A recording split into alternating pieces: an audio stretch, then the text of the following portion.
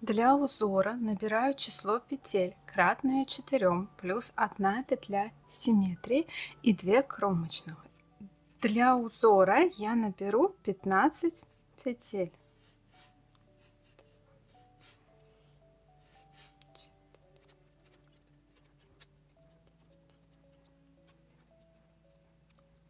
Петли набраны. И сначала нужно связать небольшую резинку. Резинка у меня будет 1 на 1. Для этого узора в качестве установочных рядов я буду использовать резинку.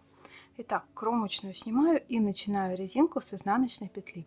Вяжу 1 изнаночная, 1 лицевая. Изнаночную я вяжу классикой. 1 изнаночная, 1 лицевая. Изнаночная, лицевая, ну и так далее. Вяжу небольшую резиночку 1 на 1. Резинка связана, перехожу к первому ряду узора. Это лицевая сторона, раппорт узора будет 4 петли и 4 ряда. Итак, кромочную снимаю, не провязанной, на правую спицу. И дальше вяжу по раппорту. Первая петля изнаночная. Опять повторяю, что все изнаночные я вяжу классикой. И рекомендую всегда вязать классикой. Дальше будет 3 петли. Смотрите, у меня идет лицевая, изнаночная, лицевая. Эти 3 петли нужно провязать вместе, но так, чтобы центральная, которая здесь изнаночная, стала дальше всего от меня. Как я это делаю? Первую снимаю. 2 следующих тоже снимаю как лицевые. Получается, у меня сняты сейчас 3 петли на правую спицу. Завожу левую спицу в эти 3 петли одновременно, вот так, и вяжу лицевая, накид, снова вставляю правую спицу в 3 петли, лицевая. Вот я из 3 вывязала 3. Изнаночная, которая была здесь, изнаночной, она становится дальше всего от меня. И работаю так до конца ряда. Изнаночная. Из 3 петель вывязываю 3, но так, чтобы центральная была дальше всего от меня. Первую снимаю, 2 следующих тоже снимаю как лицевые, завожу левую спицу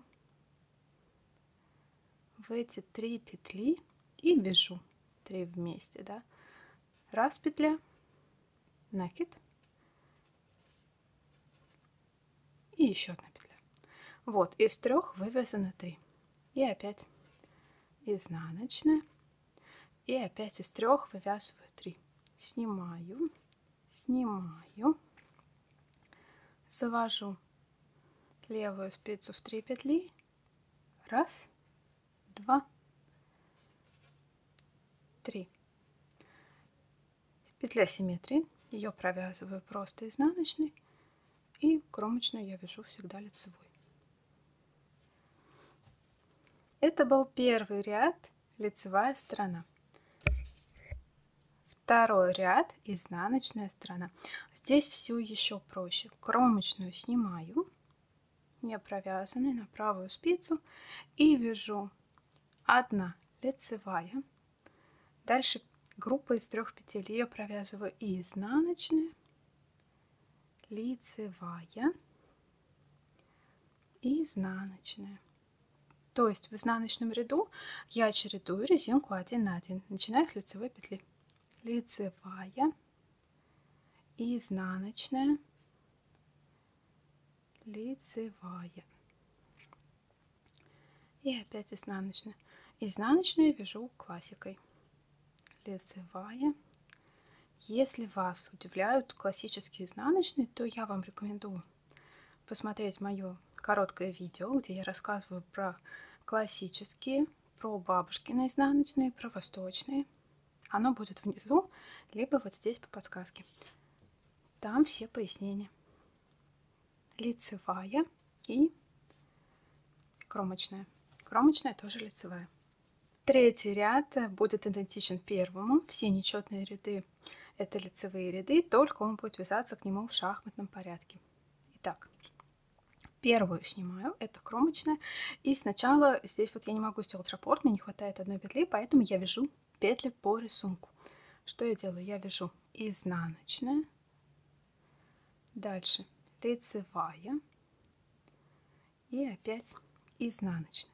И я подхожу к группе, где 3 петли, из которых я вывязываю 3 петли. 2 лицевых и посередине изнаночная. Итак, здесь делаю все то же самое, что я делала в первом ряду. Первую снимаю как лицевую, следующие 2 тоже снимаю одновременно как лицевую.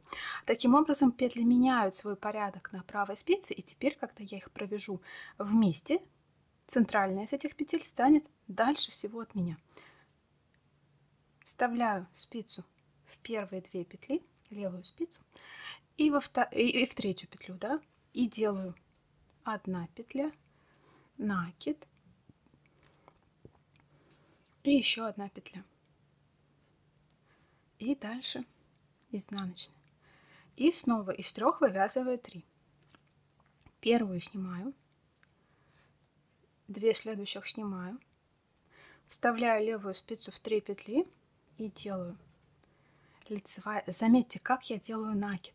Накид я делаю вот таким движением, так, чтобы его правая ножка тоже встала ко мне. Так удобнее его провязывать на изнаночной стороне. И так он не получится скрещенным, когда вы его провяжете. Это тоже важный момент. Снова завожу правую спицу в группу из 3 петель и делаю опять лицевую. Ну и опять изнаночная. И заканчивается этот ряд, да, еще 2 петли по рисунку лицевая, изнаночная и лицевая. Третий ряд готов.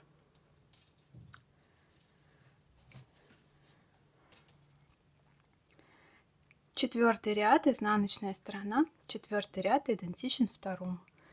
Первую снимаю и дальше 1 лицевая, 1 изнаночная, 1 лицевая, 1 изнаночная, 1 лицевая, 1 изнаночная, 1 лицевая, 1 изнаночная,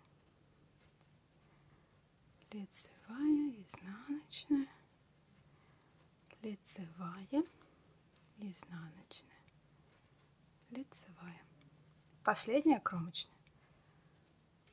Я связала 4 ряда в высоту. Это и есть раппорт этого узора в высоту. Дальше возвращаюсь к первому ряду, можете просто перемотать видео, и начинаю все заново с первого ряда по 4. И так повторяем на нужную высоту. Вот образец побольше этим узором. Смотрите, если вязать по кругу, допустим, шапку или снуд, то тогда просто набирайте число петель кратное 4, без всяких кромочных и петель симметрии, и вяжем, соответственно, вот этот раппорт каждого ряда. В нечетном ряду делаем по схеме, в четном ряду опять будет резинка 1 на 1, ну по рисунку здесь будет все видно. Очень простой узор, очень красивый. Смотрите, он какой-то двухслойный, то есть для теплых вещей подойдет просто отлично. И фактурный, и вот такой, который хочется рассматривать. Можно его также сочетать с какими-нибудь аранами или косами. То есть, видите, здесь края, что здесь, что здесь. Очень красиво загибаются. И представьте, если вы расширите этот узор, допустим, сделаете свитер, и здесь какие-то косы пустите по бокам или на той же шапочке. Надеюсь, что вам понравилось это видео. Спасибо большое за внимание. Спасибо за ваши лайки. Подписывайтесь на канал, если вы еще не подписаны. Задавайте вопросы, если что-то было непонятно. Пока-пока.